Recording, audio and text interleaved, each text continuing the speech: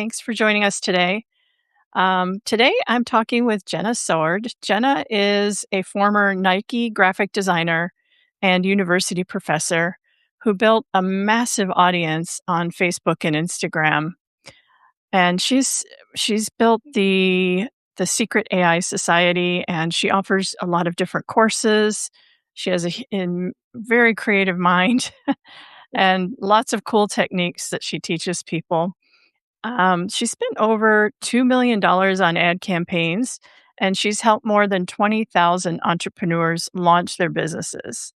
She recently joined Substack, and she's deep in the AI video and vibe coding space right now. Mhm. And for people who don't know you, Jenna, why don't you just kind of give your backstory and talk about how you went from designer at Nike to solo creator? What was Yes, that thank you like? so much for having me. This is so fun, and it's so cool to see everybody here. I started doing. I think I got on my very first computer at the age of 2. So I've been doing this computer thing for a really long time. I have a picture of me with a Texas Instrument, and I'm like typing as a little 2-year-old on it.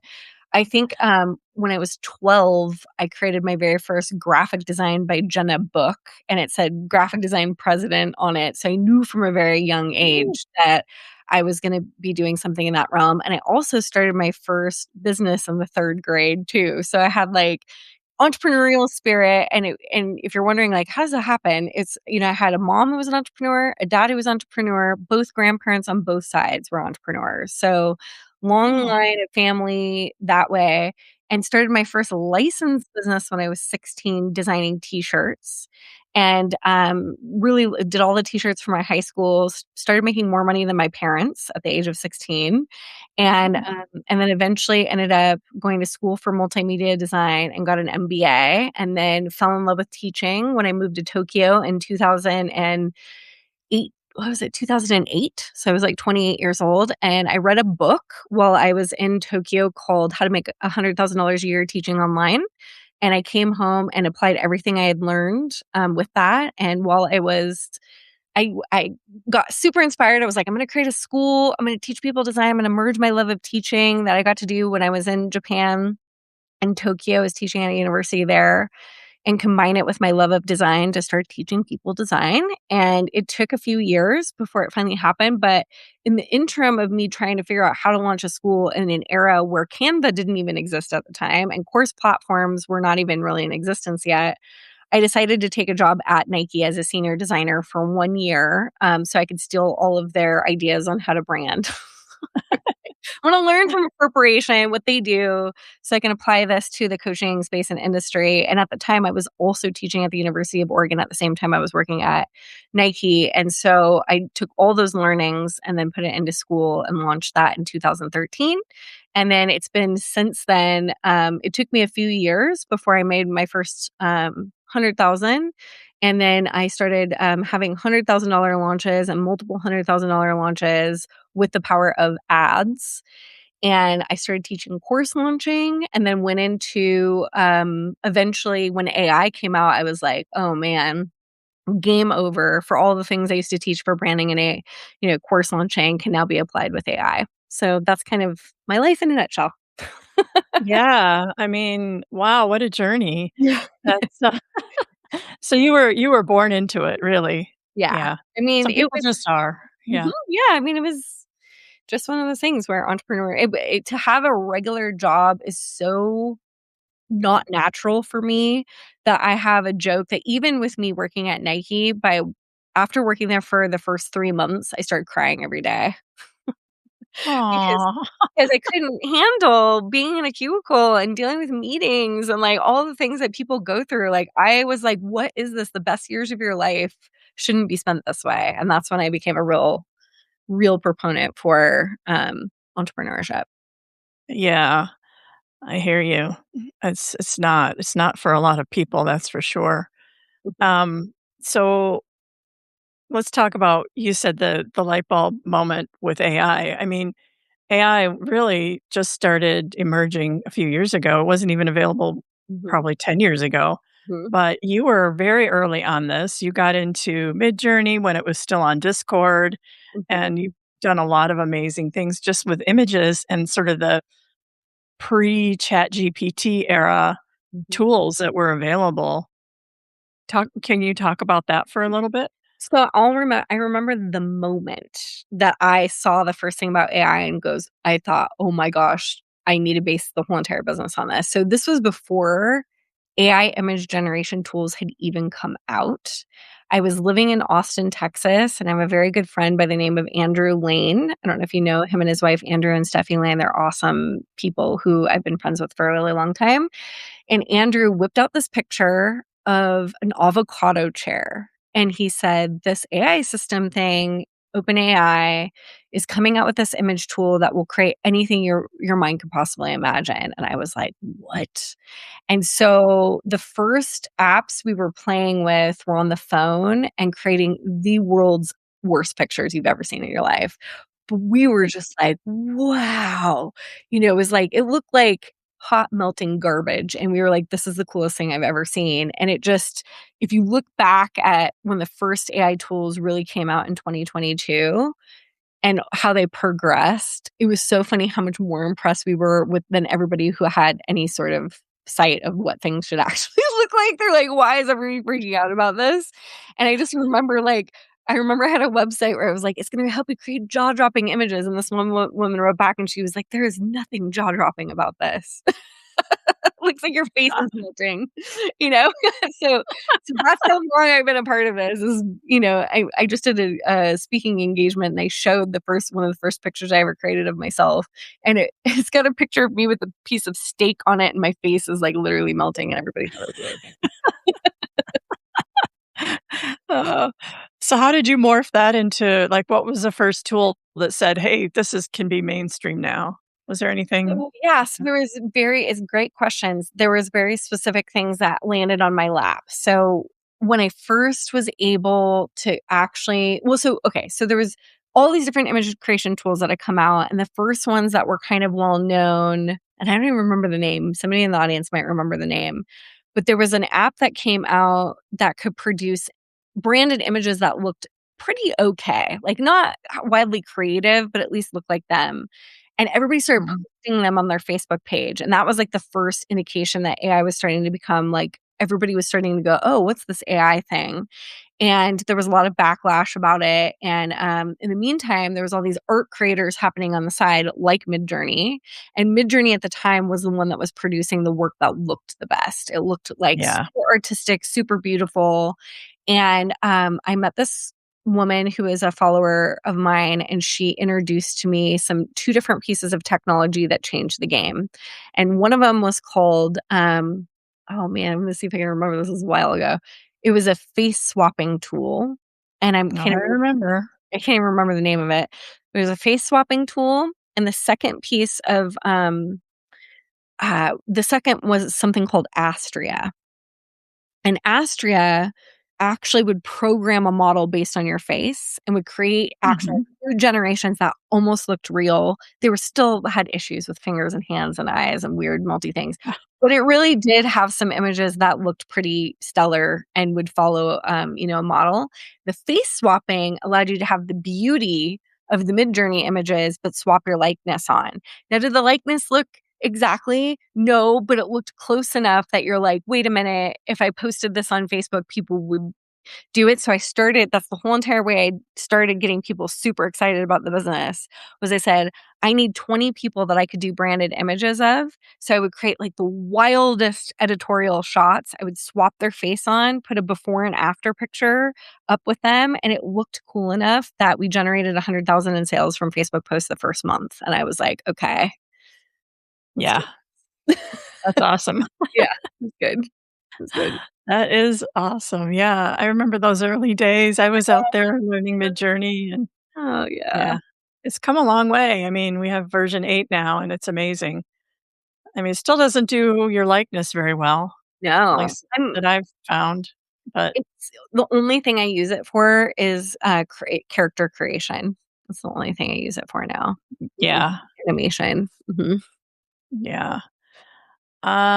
So for the people who are still kinda on the fence about AI and AI imagery and AI videos and AI audio, What do you think they're actually afraid of? Well, I mean, there's a couple things I would love to say about this, which is that one of the biggest arguments that happened in the beginning of AI coming out and continues to be kind of a sentiment you hear with anti-AI people is like it's stealing jobs, it's stealing from the original artists, all the things. And all of those things are kind of true, but not in the way that you would think. So when they talk about AI stealing images or being trained, you have to think like these AIs are trained on the entire internet. So that means like every picture you've ever posted on social media, every picture that has ever been on any website that you've owned, it has taken that it has scanned that information, has learned from it, and has turned around and has been able to create new things from those learnings. Very similar to how people in Renaissance paintings would learn. Leonardo learned from Michelangelo or whatever. You would have these mentors, you would learn from them, you would learn the craft and you create it. It's just that AI does exactly the same thing with creating something completely new, the same way that the Da Vinci's or Michelangelos or whatever created something completely new from the things that it had learned. So when they say it's like stealing from artists, it's like, yeah, but it's kind of stealing in the same way. It's just very efficient at it. And so are there cases where it has committed copyright or trademark infringement? Sure, because there are ways that if you're prompting Mickey Mouse and there's nothing else that looks like Mickey Mouse, it's going to produce something that looks like Mickey Mouse. Those things are obviously like can't be done, creating trademark infringement. But it created this whole entire ethical conversation around style and what does style mean? And style is generally not copyrightable. If we could copyright styles, the world would be completely, their arms would be tied, and only one person would be able to take really cool black and white photographs, and only one person would be able to do one type of painting. And so those things, so those are the things that have always been like the arguments of like why people would be upset about it. And then of course there's like environmental concerns and things like that. But the good news is that companies have gotten really aware of being, more ethically training on things usually, and they also, it it eats a lot of water. But you have to think they're also using AI to solve a lot of these ecological problems too. So I think we're going through Mhm. stereotypical growing pains that are all going to be figured out, and you Yeah. can either be like an AI optimist or an AI doomsdayer, and the way that I look at it is that we're gonna have AI fix all the diseases of the world. We're gonna have AI fix poverty. We're gonna have AI fix all the things, and pretty soon, creativity and self-expression is going to be your job, is the thing that I think is gonna happen.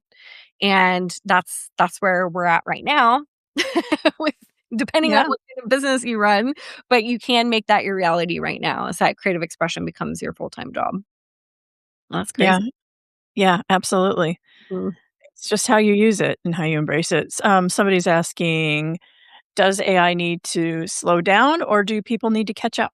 So the problem with it slowing down is that there are a whole bunch of other countries that refuse to slow down. And so there's no way as a collective for us to sit down with Russia, China, all the Asian countries, all of the European countries, everybody who's like, you know, Middle Eastern countries or whoever is like developing whatever form of AI they are and tell them to slow down. So we Right. kind of have a toothpaste out of the container situation where as it comes out, there's not really any way to put it back in. And it's kind of a do or die moment, which is why you see people actually like it's a really unsafe thing because the proper I heard the statistic in one of the documentaries that I watched that there are 20,000 people developing new AIs and there's only 400 people focused on the safety part of it or something.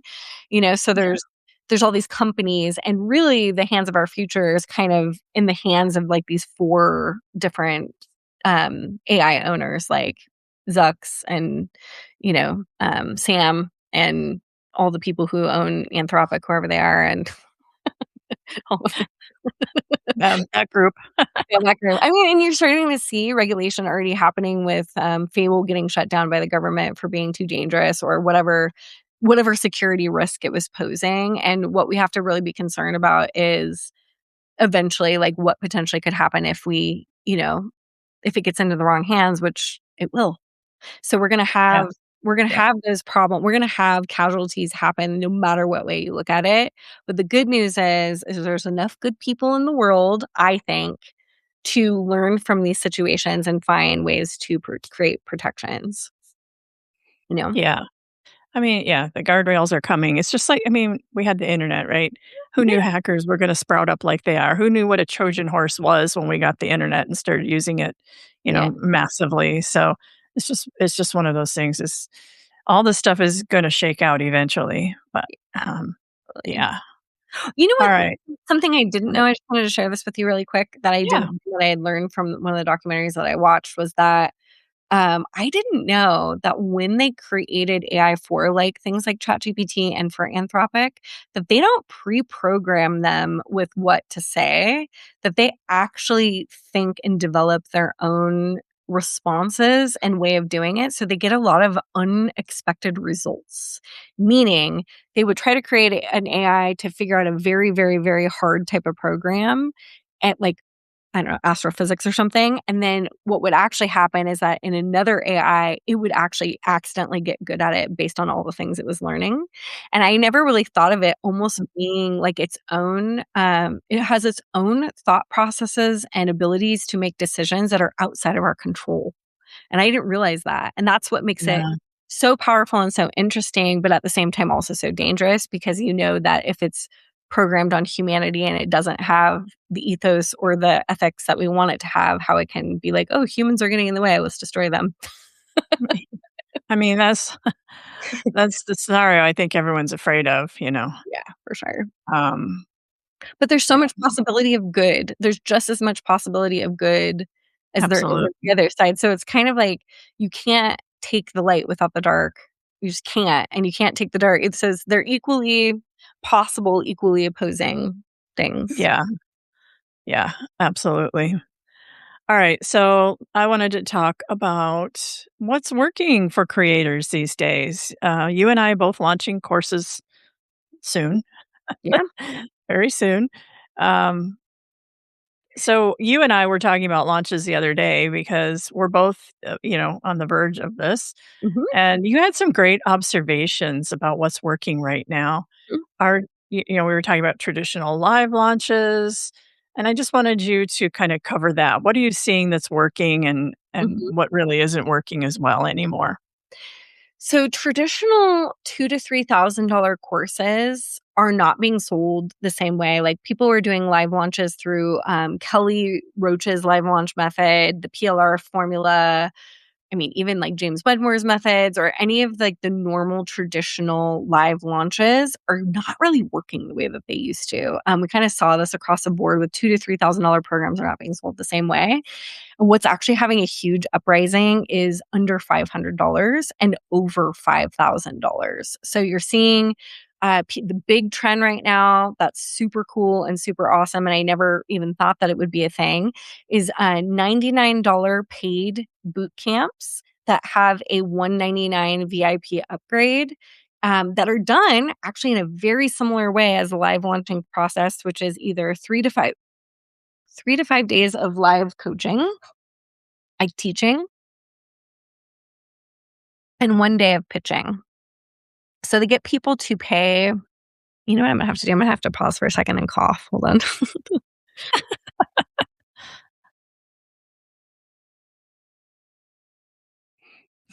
I'm so sorry. I've And got there. massive allergies right now. Um, what's surprising about this to me, it's actually quite genius, is that if you're gonna get people to come into your boot camp, you can get them in via ads. And the $99 and the $199 upgrade is gonna pay for all of your ads. So there's, like, less Right. risk. And because they're so invested by paying money to be there, I've noticed this with my own behavior too. What they'll do is they'll remove the rights for you to see the videos after a certain amount of days. So you pay Yeah. $99 to come to this thing, you only have access to it for anywhere between 7 days to 30 days, depending on who the creator is, and it goes away. So it forces you to watch everything because you know you're going to lose it, and you end up watching the pitch because of that. Then they end up selling you into a $6,000 to $10,000 product. And I've seen this work without sales calls, which is mind-boggling to me because usually anything over $5,000 required, A sales call, yeah. sales call. And I've seen people like Kellen Faulkner go from a $5 million company to a $20 million company in 1 year doing this method. I've seen this happen with, what is the company? The ad girl. I'm totally spacing what her name is. I've seen this happen with multiple companies that they have multi-million-dollar companies. And why does it happen? Because they can scale it with ads. They're not relying on social content to be the only Yeah. driving force for getting people into their thing. They have an instant ROI that can be used to scale without them having to take loans out.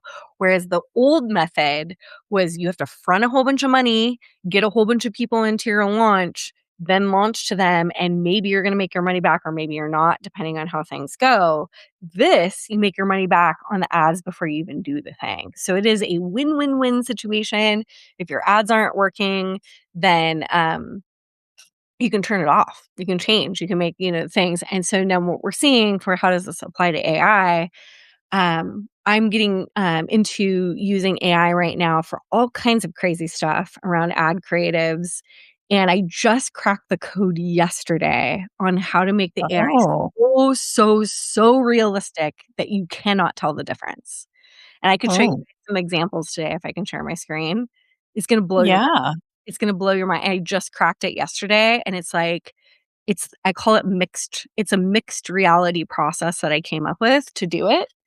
And now instead of filming like crazy hooks, like you tripping down the street or, spitting coffee into the camera lens, you can now have AI do it and then you can speak normally in the rest of your video and it looks completely flawless. Wow. All right. You gonna share your screen? Yeah, do you want to see? I'm Let's show the people. Yeah. Let me see if I can find a really good one to share with you first before we do this. Okay, so what sounds more interesting? Do you wanna see do you wanna see me, get slimed like it's, 1990s, Double Dare? Do you want me see me, carried in by a group of handsome, shirtless men? Or would you like to see me hold a dragon in my hands and something that looks, like, so real that you could never which which one sounds more fun? Do you Well, guys I wanna don't know. Let's let our audience vote. Does anybody have an opinion Do you wanna in the see me audience? slimed like I'm in, I mean, Double s Dare, or you can't do that on television, carried in by 6 manservants who are shirtless and or, holding the world's cutest dragon. Okay, we're gonna we got a couple votes for dragon and one for shirtless. Okay, great, we're gonna look at both One of for those. shirtless. Yeah, this is so funny. Okay, get ready for this. I was nobody wants the slime, I guess. We went the dragon or the shirtless man. Just I wanna see if this will allow me to do it. Okay, so if I go window, entire screen. Okay, I think this'll let me do this. Okay, can you guys see this? oh my god, it is the cutest dragon. Oh, you little gremlin! Don't burn mommy! I'm trying to work here. Which one of these visual hooks will work the best? I'm doing a little experiment with this same exact Okay, so pretty good, right? Pretty good, yeah. I like the whole dragon and the nose burn, that was Yes. cute. So that dragon was created in, The Journey, so that's why I was saying, like, the Oh, yeah. character creation thing there, and then I'm gonna reshare again with the other one really fast. So this is the manservant one.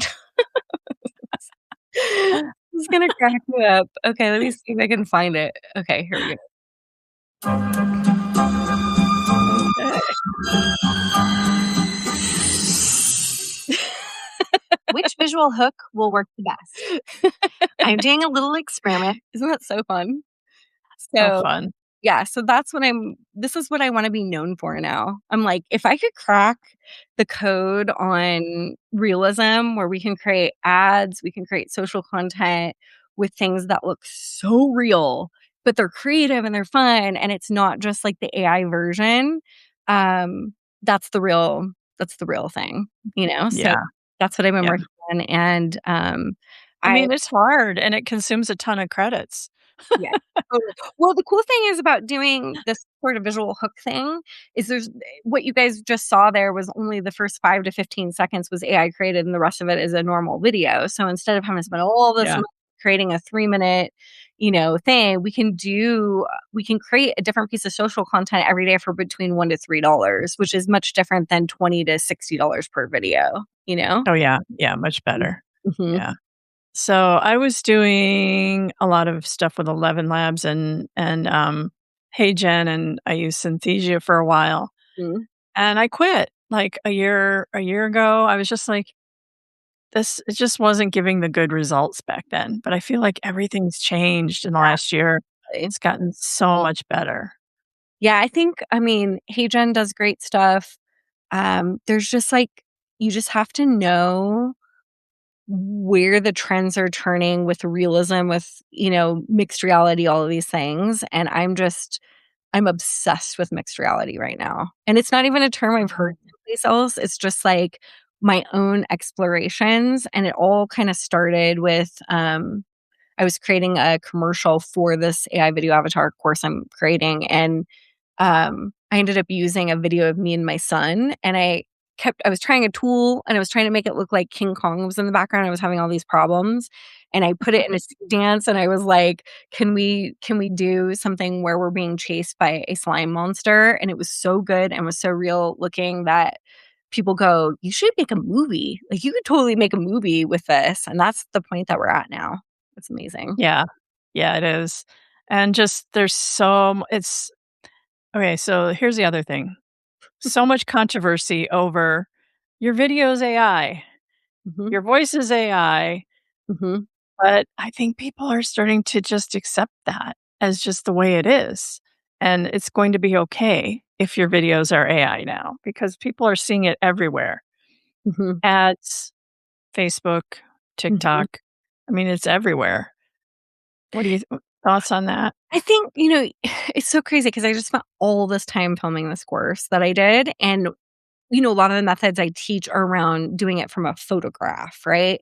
So when I Mhm. realized that there could be a realism created from doing it from video, and make it so spot on to the likeness of the person, to the voice and all the things, now I really don't think it's gonna be an issue, and what's been interesting is because I just figured this out yesterday about the super, super, super, super, super realism.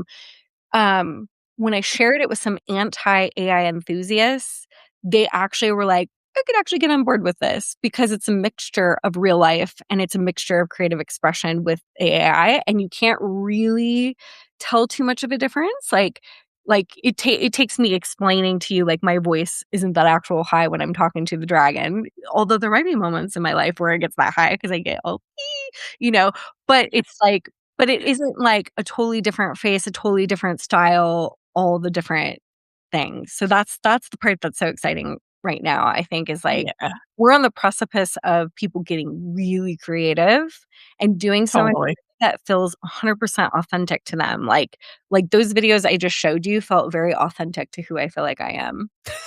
Oh, yeah, yeah. Uh, I've known of you for a while. Haven't known you like this, but, I've been a fan for a while, and, Thank you. you're really good at what you do, so I'll just say that. Thank you. Alright, let's move on. I wanted to talk about, we were talking about done with you services a little bit. You don't really do done with you, do you?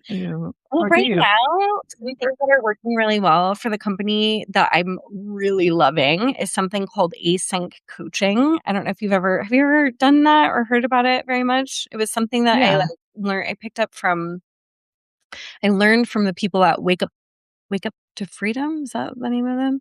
They have a coach or call free coaching system, and I started incorporating some of that into the business where I charge like 3,000 a month, and I do direct consulting with clients via Slack with no Zoom calls. And that has been Mm. so much fun because I can launch manage them, I can help them run their ads, I can do all the things with just telling them what to go do. And we can pinpoint problems and send them directly to what they need to go do. Like if in basically like what happens is anybody who comes in, like they end up getting direct access to all my courses. So I can go like, hey, go watch this specific lesson and give them the answer. So that type of coaching is working, I think, better than done for you services, because done for you services can be very time consuming. It's always based on the output that you can do. But when you're giving consulting, they get to make the decision if they're going to do it or not. And they're going to get the Yeah. most out of it with what they're doing. So that's one. But the other one I'm looking at doing that would be a done for you service kind of is I cracked the code on vibe coded sales pages. Have you seen any of my sales pages by any Well, chance? yeah, and my sales page too is vibe coded. Oh, yeah, The okay. the Substack Notes Secrets mini course is vibe coded. Nice. Yeah. Yeah. It's such a life-changing experience to say F off to Show It and Lead Pages, which are great companies. I fear for their future. Um, because now what you can do is you can just speak into your computer with something like Whisper Flow, say all the things that you want a page to look like, and it will create that. And it's good for you to have an eye. You can't AI taste sometimes. Like it's good for you to have somebody who understands what good design looks like. But what I've been doing is talking about like, done for you services. I've been taking clients and taking my whole entire repertoire of sales pages I've created, which is like 9 of them, created a system to analyze what made them look professional. And I go install those in people's businesses Oh, so yeah. that they can have endless sales pages without relying on me or without me having to manage a software. And I originally was going to vibe code it and create something where I could compete with lead pages or something. And then I was like, no, there's too much risk associated with if one thing breaks for one client, it could break for all.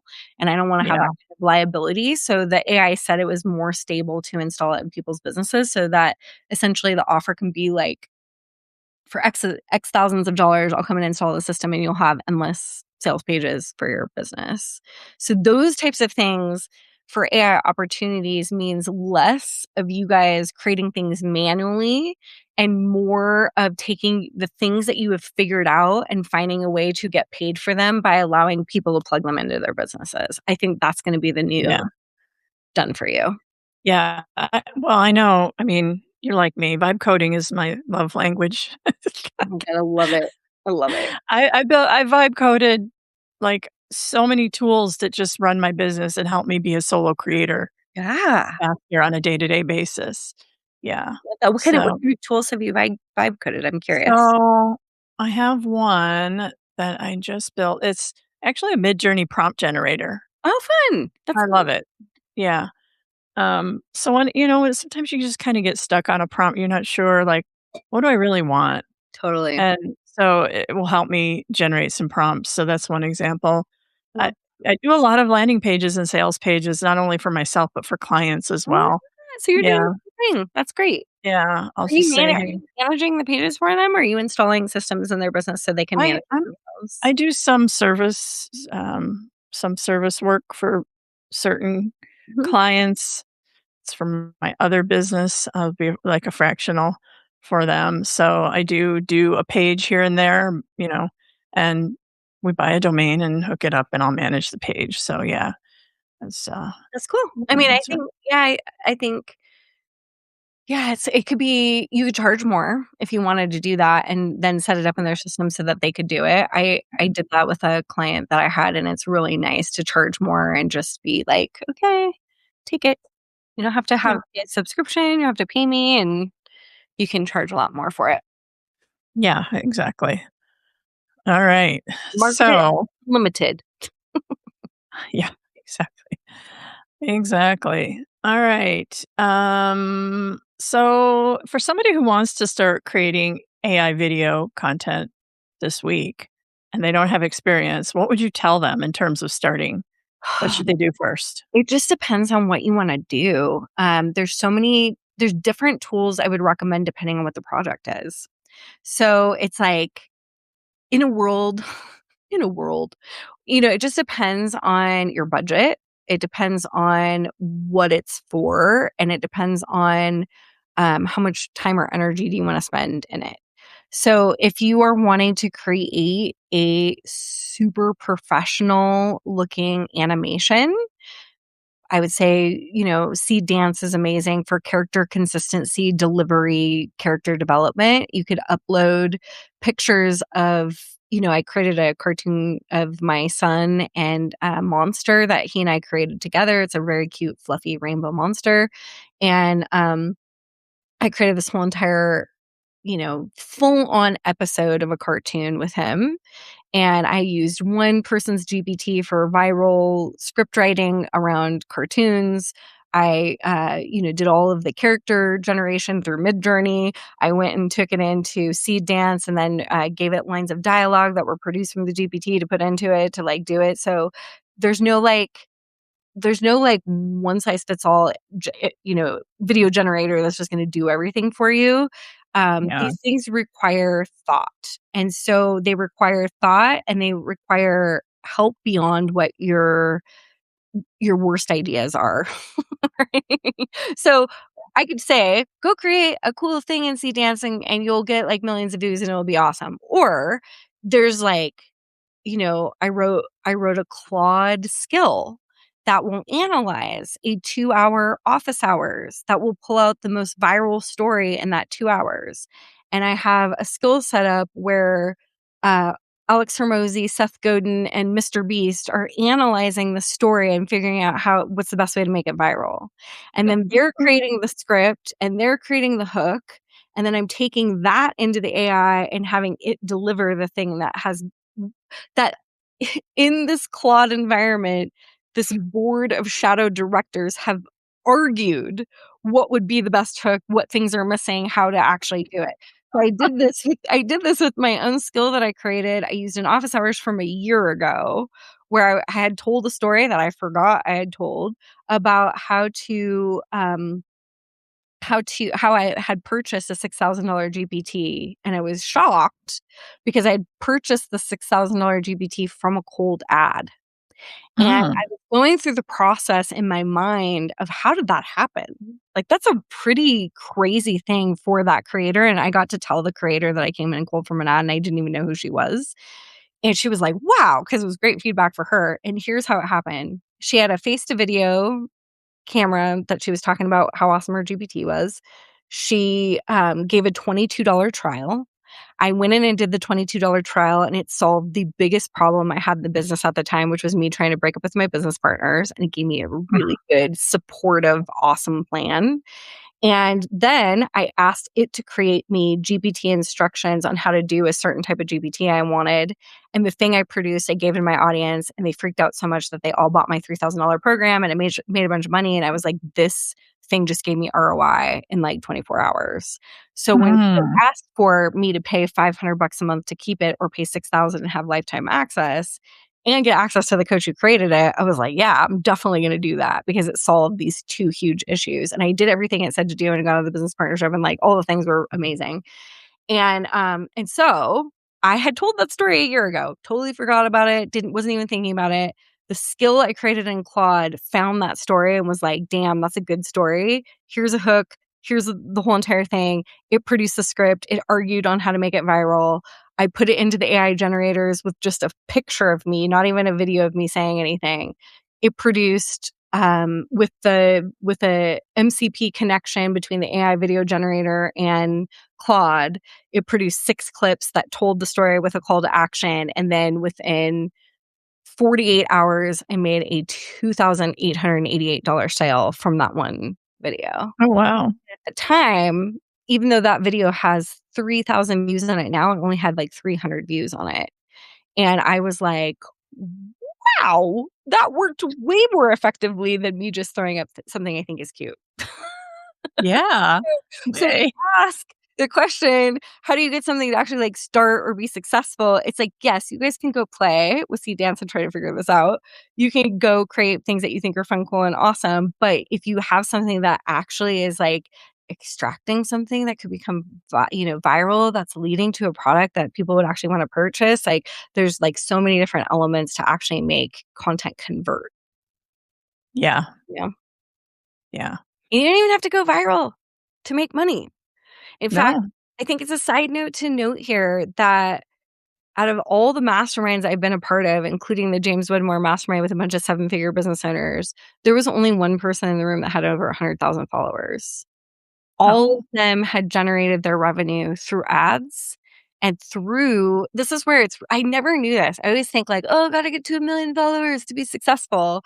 Meanwhile, the company's generated 10,000,000 and I'm like, "Wait a minute. We did all this with only having 7,000 people on Instagram. We only did this with having 10,000 people on Facebook. That's not very many people." You look at all the sales, it came from money in on ads and money out. And so when you realize you can put your big girl pants or your adult pants on and just go run some ads, you're not at the whim of the social media popularity contest to become successful in your business. You're just not. yeah. It Yeah. becomes a cherry on top to everything you're doing with ads. Mhm. Yeah. A lot of people do not use ads that could on Yeah. Substack, especially. Yeah. Um, if they're selling anything, pretty much, they could use ads very effectively. Now, that brings me to where we were. All right. So we talked about vibe coding. We talked about all the AI and the services and what's working and what's not. Wanted to talk very briefly about founder life because you've split from your partners about a year ago now. It's been a while. Yeah, it's been exactly Um, there. Mhm. yeah. So how is it? You're pretty much solo, right? Yeah. You, So yeah, I kinda took a year off. So yeah, I had to wash that whole experience out of my hair. Just so you guys know, remember how I told you the story of, like, we did the AI images and made 100,000 in a month? These partners came to me and they were like, "What if we could make more money together?" And I was like, "Okay, let's do that." And we generated 6,000,000 in 2 years, so it did work. And we launched 22 times in 24 months, and I was pregnant half of it and with a newborn the other half, and by the time my son was 5 months old, I was like, "I need out of this because I don't wanna miss out on the best years of his life." So, I ended up, buying them out and took on a bunch of debt to do it, and so I now have an almost two-year-old, and life is so much better. I work way less. I I don't even meet with my team. We have a no team meeting policy. So I have 14 contractors that work with me, and I figured out that us meeting every week was costing me $1,000 a month, and I was like, "I don't wanna meet anymore." So I do everything from Slack. I do everything, virtual, and I am now building AI employees. My fantasy is to have a team of AI employees, and not that I don't love this is gonna help you figure out this is I'm not a AI over humans type of person. I am a I hate meetings because of working at Nike scarred me forever type of person, and I don't wanna miss out on the best years of my life being in Zoom calls. So, like, the only time I'm ever in calls like this that we're doing right now are for, like, the few group coaching office hours I have, like, once every other week. I do one every other week, and, podcast stuff, which I love. It's so fun, and it's a great time to spend on calls like this. Um, so what I figured out, and this is the part that's exciting for you guys, is that AI has democratized things so much so that I believe every person here will eventually be able to have a business that could compete with Nike and only be a team of 1 or 3. You know what I mean? Like, you can create yeah. Oh, for sure. AIs to do all the things, that your ideas will become your currency, that your brilliance and your concepts will be the thing, and you will protect your ideas like crazy.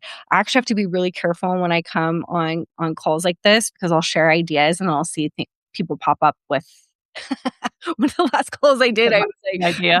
I'm, like, creating a launch software right now, and I told him about it, and the guy I was having the conversation with went and blew it up.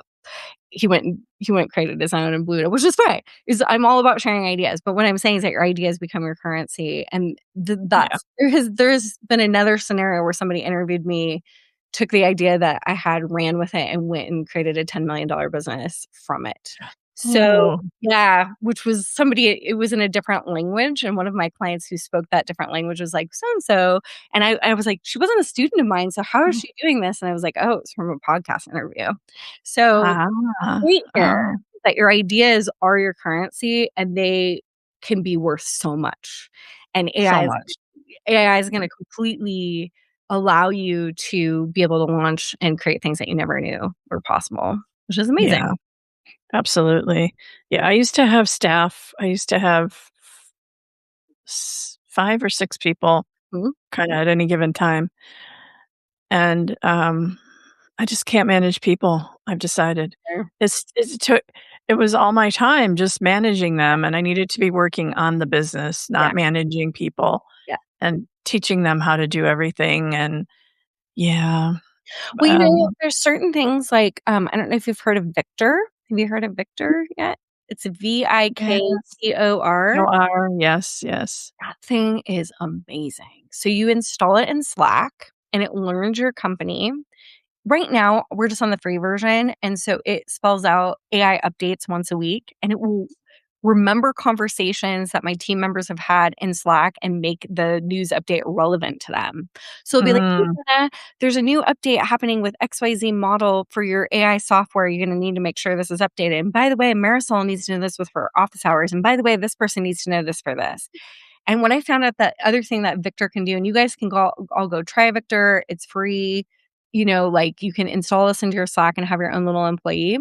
It will actually go monitor and make sure your ads are as optimized as they can possibly be, the way that you would have to pay somebody to go optimize it. oh, okay. So there's things like that that are being developed that we are so close from you being just a Yeah. CEO and a business of one, and it's already happened. There was already a guy who became a billionaire with a two-person company of him and his brother with just using the power of AI with a $1 billion company. So you're Amazing. yeah, it's Mhm. this the future is so bright for anybody here who's been if you've been spending all of your time filling out templates and lead pages or trying to build your website on Wix, like, stop that.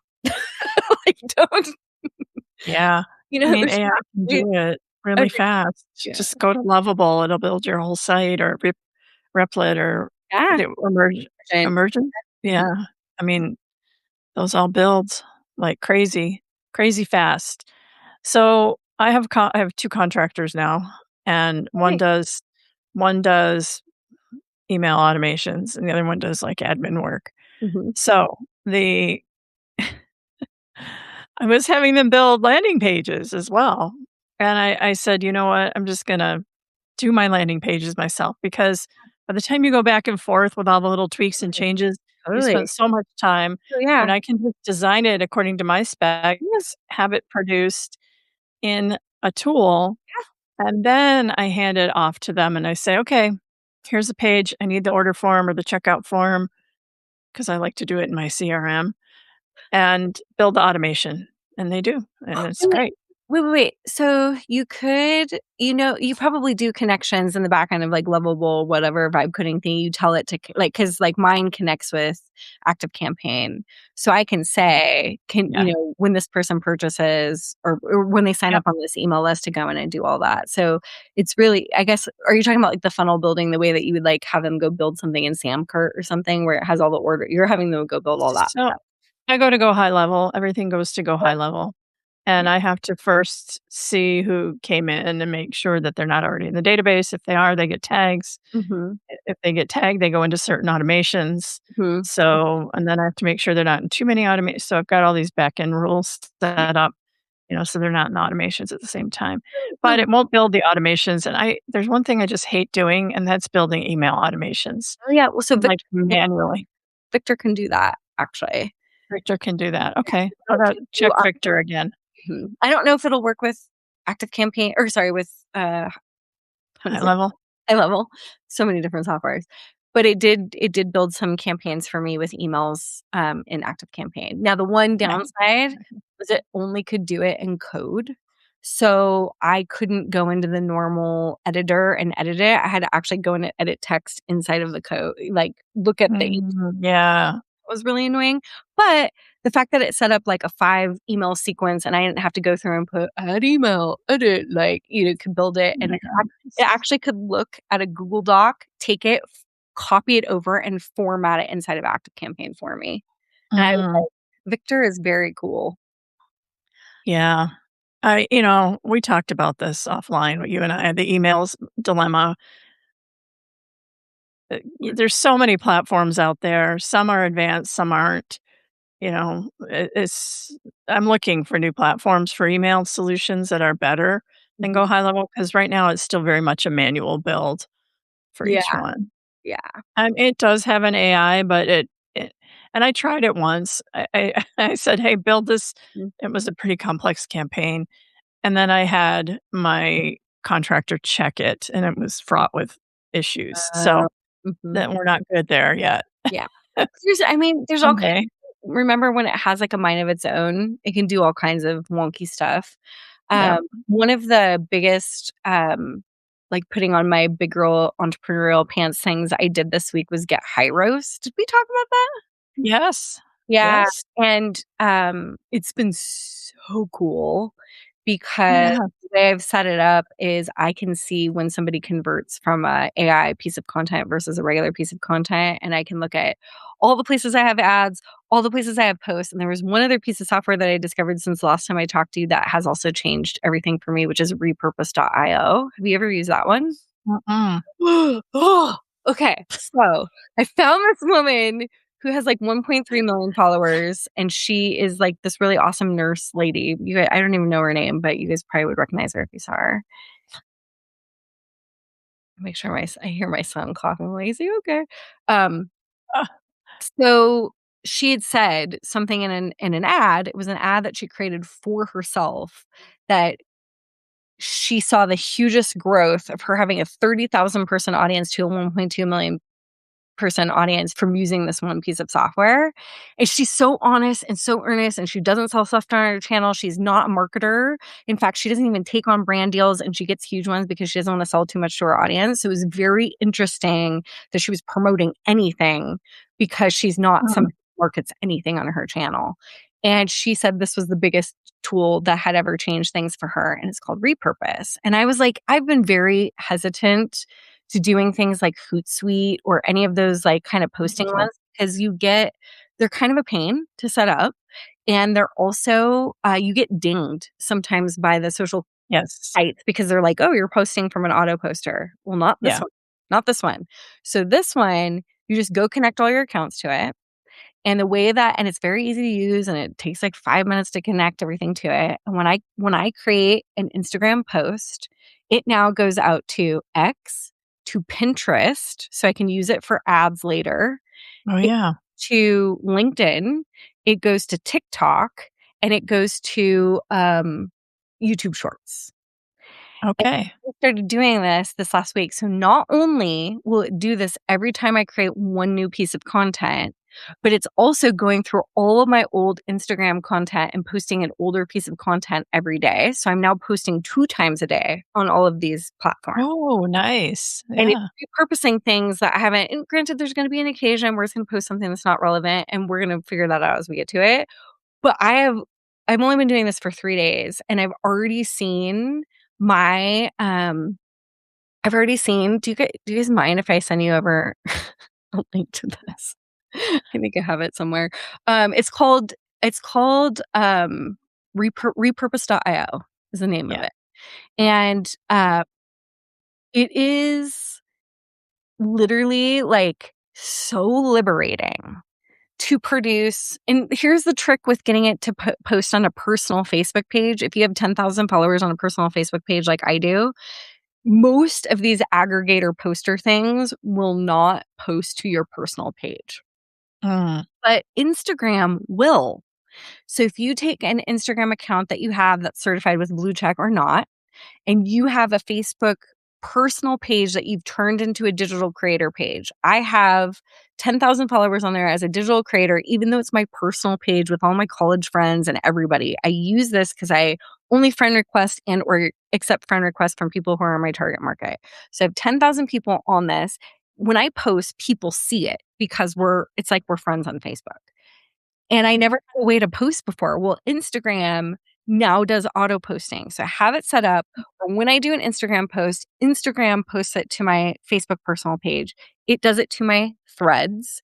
And then this aggregator, repurpose.io, goes every place else. And I've started checking all the different channels. They're getting comments.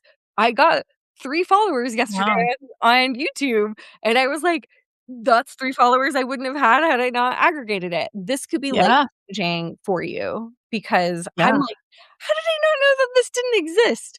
I've been doing this for how long?" And I was just like, "I've heard of repurpose, but I just kinda let it go in one ear and out the other," and I'm like, "Okay, this is the best." yeah. I mean, talk about efficiency. Well, it just makes I you feel mean, so much better about spending the time when you know you're creating an asset like a short a reel that is gonna die on the Facebook or see on the Instagram algorithm and the Facebook algorithm in 24 hours or whatever. yeah, But quickly. now it's living on YouTube Shorts and people can go check it out on YouTube Shorts. And I haven't touched my LinkedIn account since 2023 and I got a whole bunch of interaction. You know what I mean? Like it's like, wow, this is what they mean about being present, like Yeah, yeah, yeah. No, that's it's getting easier to be omnipresent than ever, honestly. But totally, I feel like we're still having a hard time for some things because the formats are so different. Like totally. posting an Instagram type reel on Substack is not gonna fly with most people. It's just they fall flat on Substack for some Mhm. reason. But, Oh, you mean like repurposing reels? Yeah, and there's yeah, not even the functionality to do that. Yes, yeah, different platforms are gonna require different things, but one thing that I was really interested to find out from that creator, when you do have kind of comparable things, like LinkedIn right now has its own reels looking section, so the content does look very similar. Short yes, looks very similar. You TikToks yes, are obviously interchangeable across. So just with those ones, you're gonna yes, Substack is like a totally different game, and then yes, people also post real type of videos on Pinterest too, so it was interesting to see where it could actually work and where it's not gonna work, like, maybe Twitter, it won't work, Substack, it may not work, like, certain things like that, but it's worth a test, which also brings back to this idea of using Hyros, because now mhm, I've got content on, 6 platforms happening every single day, twice a day. I need to have links that are referencing what these posts are, what they're going back to. So when I look at my charts, I see where my sales are coming from. And then when I yes, start doing ads for Facebook again and for Pinterest, I'm going to be able to see this is what worked and then share that with my audience of like, no more guessing. This person came yeah, in here and bought here. This is the content. And the most surprising part about all of this is that the thing that I understand about social content now is not thinking about social content as the way you become famous, the way that Jessie Jane just did with her amazing $1.2 million launch. It's about the catch-all of all the people who come in via ads and how they become a part of your world. They might come in on a lead ad for $2.50 it's gonna cost you. They're gonna come into your email marketing system. They might buy from a future email or they might buy from a future post. And what we're seeing with all of the data is they're coming in on an ad, but they're buying 2 weeks or 2 months or 6 months later on a post that you created that they're then seeing. And that's where the omnipresence is. It's not about going viral. It's about yeah, where are you meeting your clients where they are, and is there an yeah. opportunity for them to It's that buy? first attribution that is so important. Yeah, totally. Yeah, Yeah. yeah, awesome. Sorry, just backing up Olivia. Olivia was asking, she wants my husband to watch this. Is it being recorded? Yes, it's being recorded. It will be available on my channel, my Substack, there's a section on my homepage called Lives. If you wanna see it there. It also goes out to my YouTube channel, my podcast, There you go. which the Creator Cash Flow Show, so it's all You're there. doing the leveraging one piece of content in many channels too. Well, I told you my story. I'm, like, anti-meta Yes, because they yes. kicked me off, and I've Mhm. gotten back on, but I'm just hesitant to, like, Yeah. I don't wanna be nuked again. Okay, so So for those that you feel the same way about Meta as I do about launching. It's like oh, PTSD. yeah. PTSD. I mean, launches are always tricky, but, so yeah, I've seen Olivia around. She's been commenting on my notes and stuff, but, you know, I have grown kids. Mhm. I am ready for retirement here and pretty Yeah. soon, and I'm not trying to build anything too big at this time in my life. I just wanna really do well on Substack, really do well on LinkedIn, um, and I made a decision. I'm not going back to the meta pla For those Nice. of you who don't know, it was Halloween in 2024. Halloween, I opened my Instagram and I had 2 full businesses on there, Mm, like tens of thousands of followers and conversations and everything, and it said, "Your account's been disabled." And then it said, Meta's automated system. This is when they first installed their automated system to moderate, and mm, it said detected some fraud or something, and mm. I had to, like, go through this whole validation process. I sent them my LLC documents, my passport, like, everything, And they still were like, and "Sorry." never got my accounts back. I Bummer. tried to go back so many times, and they wouldn't. I couldn't speak with anyone, and, that's when I found Substack, and, of course, I'd been on LinkedIn for, like, 20 years, Mhm. and I just said, "You know what? I'm just gonna build on Substack and LinkedIn." But now I've been toying with YouTube. I'm thinking, because Yeah. all my stuff goes to YouTube. I Yeah. don't I need to think about YouTube. That'll probably be my next channel. It's such a I dream about doing YouTube all the time. I love it so much, but just Mhm. I'm gonna get more I'm gonna have more time as I've committed to not being on a roller coaster of mini course launches anymore, that I'm gonna actually get an evergreen webinar set up with ads, and that will bring stability in the business, so I'll have enough time and space to do. Yeah. Well, I always say when AI becomes good enough to do my entire video with my likeness and the editing, so I can stay solo. Yeah. I'm a lazy creator. I want AI to just Do it all. piece all these things, and it can to some extent now, but it's not easy enough yet, and it's not consistent enough yet. So we're getting there. We're Yeah. getting there. I mean, hopefully it gets to the point where you can just do the things in the business you wanna do. That's the goal. Is like, That's what I'm and yeah. yeah, What are the and things you that's like the most and continue doing those things? Like, if you could take this video recording right now and send it to an AI and it did, like, the world's most insanely beautiful editing with, like, animations and, like, all the wouldn't that be so cool if it that'd could be do so cool. It'd be so cool, and that's what I keep hoping for. I was like, "Who is going to invent that?" Because it's not easy. If it was easy, it would already exist, Be and there's a done. reason Yeah, why it doesn't exist, and it's because video files are huge, and it's very hard for a web platform to take them, manufacture them, and spit them out. It's the reason why CapCut is a locally based program. It's why, all of the Adobe Suite programs are softwares that you download because there's not yeah. a really easy way to do it, but I think the good news is I have seen a light at the end of the tunnel with Claude. There's a way with Gemini that you can upload a video and say, "Can you find the most interesting part of this video? Give me the timestamps." Then you can go into Claude code, give it the timestamps and the video file, and it will edit down to those timestamps. So that Okay. we're getting there, but it's just We're not. getting there. Yeah, but when you try to download this video, we're gonna be split screen like this, and I haven't found any solution for that. So we can't separate us. Yeah, that's okay. I think, I mean, it for certain uses, yeah, for sure. yeah. Yeah. Yeah. Different well, you Yeah. could have B-roll going over it and or having motion graphics Yes. going over it and Yes. having things edited out and, like, have it turned into back and forth shots of you and me for a mobile situation. So, like, those would be the kinds of things Yeah. that you would want But to. I'm not good at that. Well, yeah, but the Like, AI. manually doing it. I Oh want god, no, AI you to should do just it. yeah, no, no, no, no. It would take you so long to do it. The only So long. solution for that right now would be to take a video like this, give it to a Fiverr and or a video editor recommendation, have them go do all the fancy editing and split it into the different formats. That would be the only way to do it right now. Yeah. Well, you know what? When we get off of here, Substack is going to give us clips. Oh, nice. That's Yeah, awesome. so we'll get clips that we can post to our shorts. In Okay, fact, mine will go to my shorts.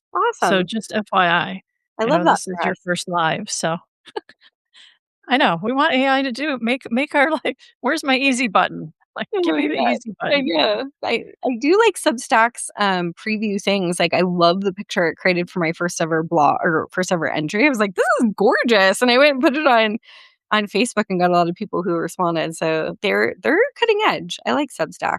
They're growing and doing great, and I'm here to teach people how to use it, and you're here to show them all the cool things for all these other AI tools, and I'm excited. Thank you. Um, so let's talk about our launches before we Okay. sign off. Yeah. Tell What do me. you what do you wanna know? Mhm. Well, I'll tell you mine.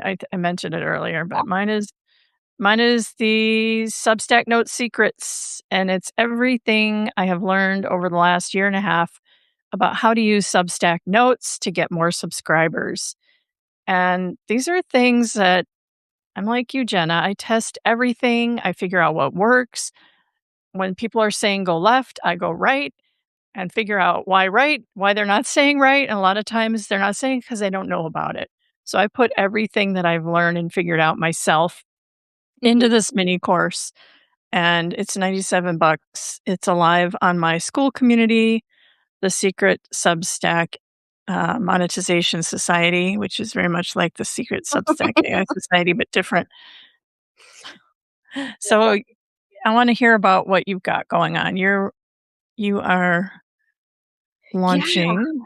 So I am, so I just spent the last 4 weeks creating a program on AI video creation, and it's wild because, I figured out 7 different methods for creating amazing AI videos, and so I put together remember the viral Claude skill that I told you about, and the Claude video clip skill, so you can actually create clips inside of Claude directly, along with 7 different methods that include, like, stylized brand commercials to, super organic feeling, organic content to this mixed reality content that you just saw me do right here. Hmm. There's also ways to get Seed Dance for free, which most people don't know about, and that's super exciting. And then also just, um, different ways to do mixed reality built world building things that you wouldn't necessarily think of doing, where you could like act on camera and like turn yourself into a character, that kind of stuff, but still have it keep your likeness exactly in your voice and like all this stuff. So I came up with 7 different methods and they're all really easy and everything's like super fast. And so I put that, it was supposed to take me a week to film and it took me 4 weeks and tons of testing to see what actually converted. And I finally just launched it on Friday and I'm really excited about it. So, That's yeah. That's how. Well, I'm excited too. I'm going to take your course probably. oh, awesome. Be in there. I, Put the link. Can you drop the link in the yeah, chat for the I, people? yep. I put it in there. I don't know if that works as a link. Does that work? Oh, there we go. Yeah. It's not Well, let me see if linking. I can do it without the UTM tags. So let's see here. If I go to vid, this is the other.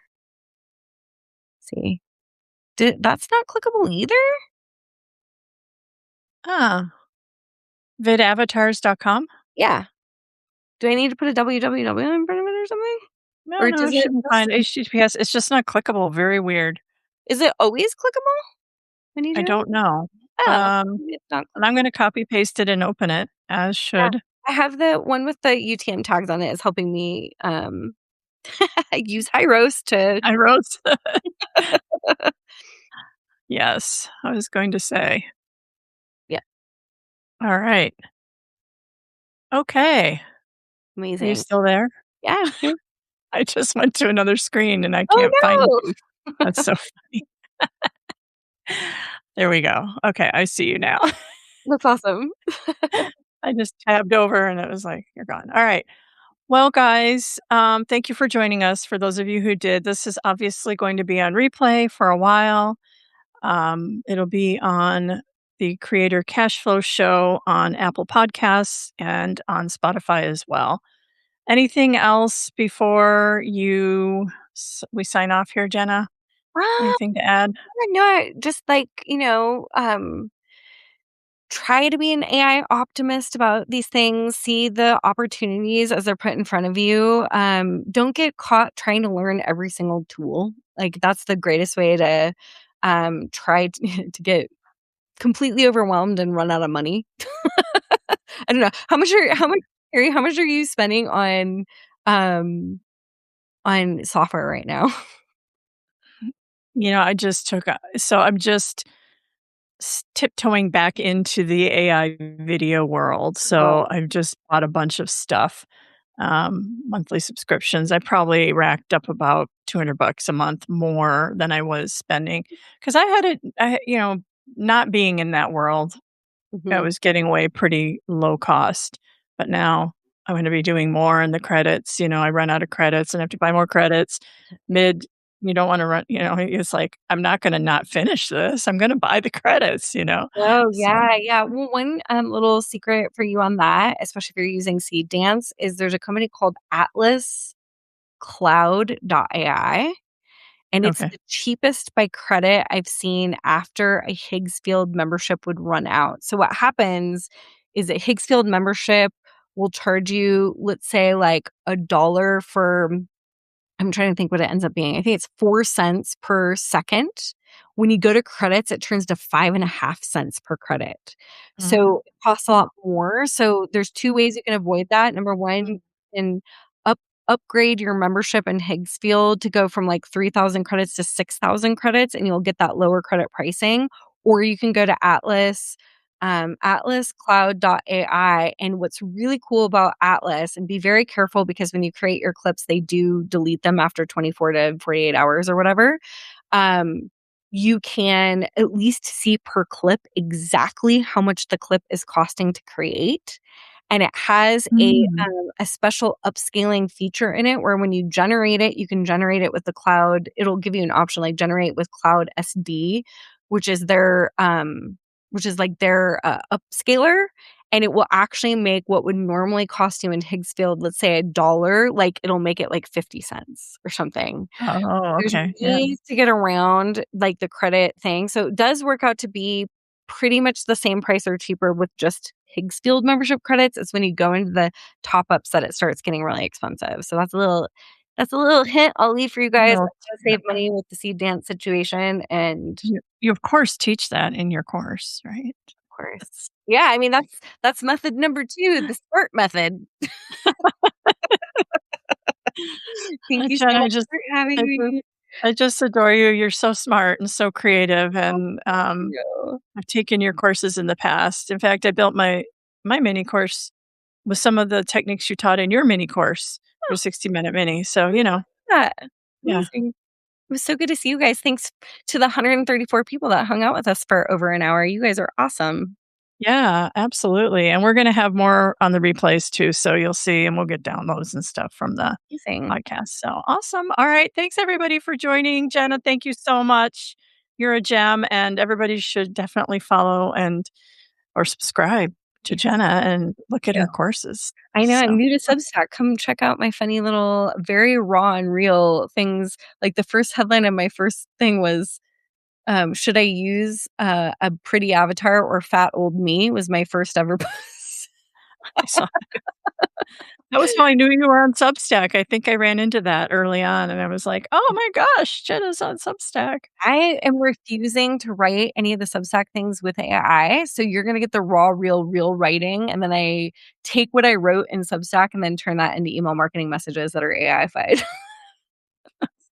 I mean, Whisper Flow is amazing. I do all of my Substack stuff with Whisper Flow as There well. you go. I Perfect. write notes, I write, all of my engagement is done Mhm. with voice to text, so it's amazing. Alright, guys, thank you so much for joining. Thank you, Jenna. Take care. Yes, thank you so much. Have a good day. Take care. Alright, Nice to bye. meet y'all. Bye.